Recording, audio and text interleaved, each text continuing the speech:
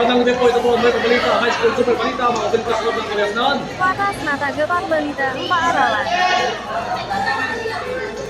Mga kabalitaan, nagsisimula na po ang practice para sa pagkatapos 2026. Ilang mga mag-arasyon sa Pagtubay Academy, ang Motor Resa, Cleo de Resa, puso na ang graduation, ang graduation, puso na ang magpaghahanda. Ilang mga mag-aralang Patnubay Academy at Motor Resa, Cleo de Resa sa Bulacan, Cavite. Ang kasalukuyang nagmamarcha sa kasalukuyan sa sasagot ng dalawang paaralan. Ilang mga kasama sa recognition at graduation ang makakatanggap ng samot-saring parangal na ibibigay ng mga pinuno ng paaralan.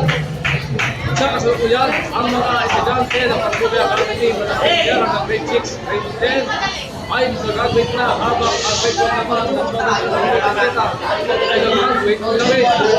Kung ay na-coordinate sa pagkatapos 2026 na pagkatapos ko sa college, sa Webes, Marso 26, 2026, sa High School Network Department, maging sa DCHS,